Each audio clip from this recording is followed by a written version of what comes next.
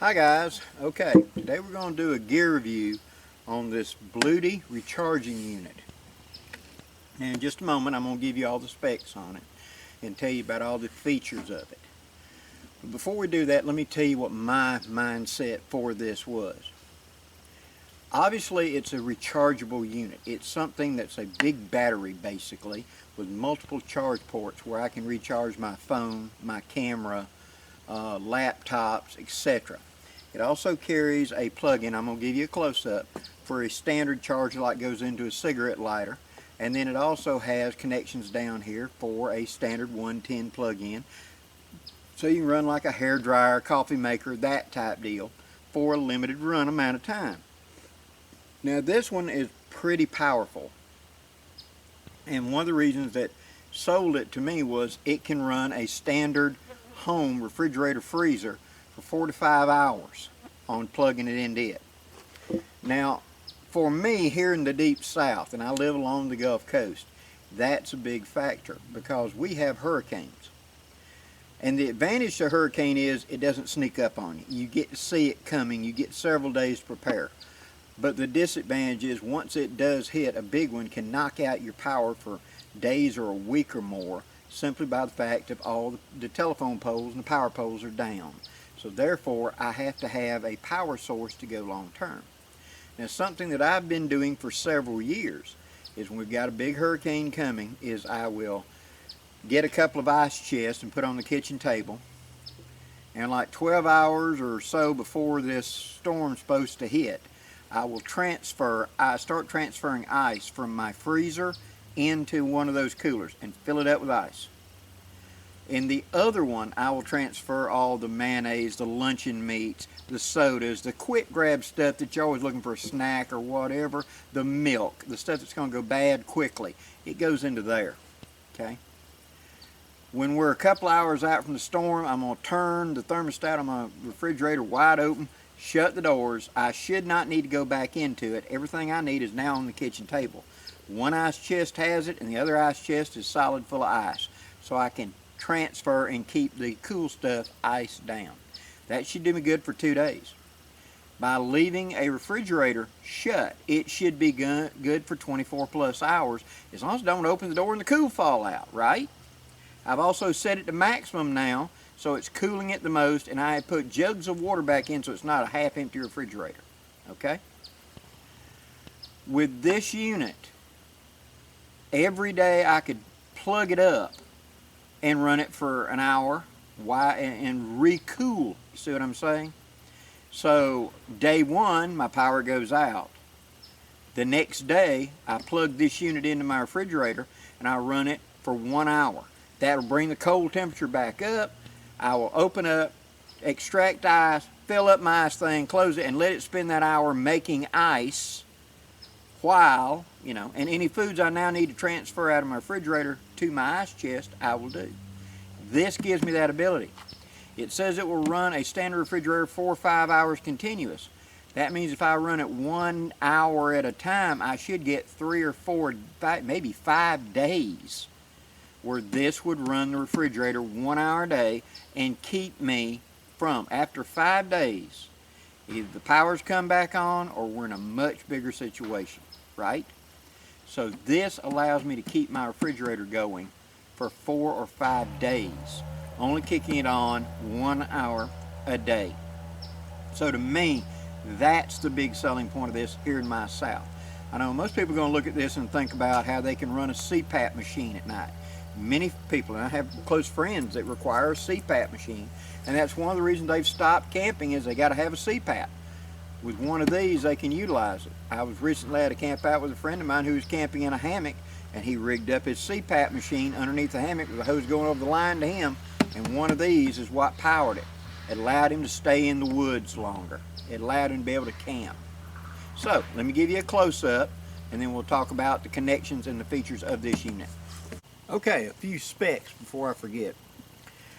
It says that common loads, this model is the 537Wh portable power station by Bluetti. It will power a smartphone for 40 to 50 hours, an LED light bulb of a 20-watt type for 20 to 30 hours, a television for around 5 to 6 hours, or electronic tools around 5 to 6 hours, 80 watt, a refrigerator, a 90 watt, 4 to 5 hours, and a slow cooker, 2 to 3 hours at 200 watts. So that's the performance of it. It's a good unit. Okay, top left corner up here we have a access port where you will plug in your cigarette lighter type accessories for car accessories and etc. There are two other accessories here for plugging in jack things that are, like computer type connections, things like that. Over here you have two of the 110 outlets that do not have the third prong, and above it are two slots for the 3-prong home connector type. It's got the ground for extension cords, power, things like for drills, stuff like that would go into this. Over here on this side you have two sets of charging ports, and they're labeled where one is a higher voltage than the other one. USB on the bottom, and the top one is a higher voltage one. And then here on this you have the connector for recharging it. This is where you plug it into the unit that's provided with it, where I can plug it into the wall and charge this unit up. When you activate it, it has a very clear LED screen, that pops up, and a bar system, so at a glance you can tell what the power is of it, how much power this has got. Right now this is at fully charged. It will show you how much power is being drained away, so you can keep a monitor of how big. On the top of it up here is a induction charging port where you can just lay your phone up there and charge it. You hit this button to activate that, or the USB button. On the back of the unit you have a light that is pre-set up, so you can turn it on. It's got multiple power settings for brightness and a strobe even for signaling. Pretty handy. Carry handle, and it's got fans on either side to help cool the unit. Pretty handy. At a recent event I used this and I charged all my cell phone's camera equipment. We ran a light, we ran a hair dryer, we ran several things. And multiple people that were there, I told them go ahead and use it, just plug in and use it. We used it for the whole 3 days, no problem. It holds a charge very well. Now, something you need to be aware of one of these units, or not just this particular model, but of any of them. When you're plugging in 110 and stuff like that, this cannot by nature be grounded. What that means in English is if you're wet, if you're standing in water when you plug it in, it's the same as standing in water at the house and plugging it into a wall outlet. You may get shocked.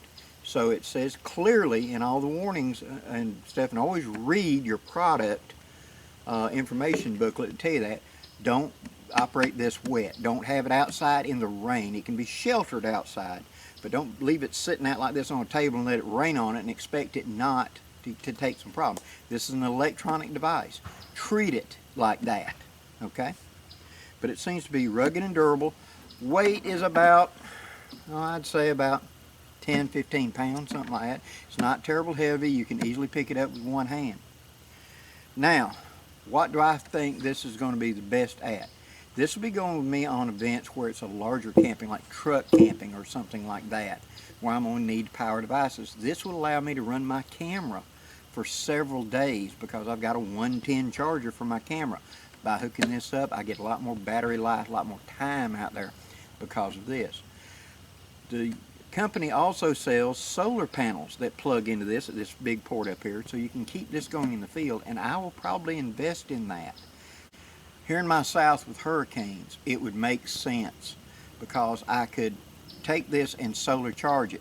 I could now afford to run my refrigerator and fridge for say 2 hours every day and then be able to sit it outside and recharge it up. Big advantage. Now, these are not cheap. These are, I think the MSRP is around $500 for this unit. But it's an investment. Now, many people down here in my south talk about putting in generators and things like that. A generator that is gas powered, you have to have the fuel. You cannot operate it indoors. It has to be outside because of it running and producing exhaust. This can be indoors and doesn't produce any exhaust or anything. With the 2 solar panels, it's easy to charge this up.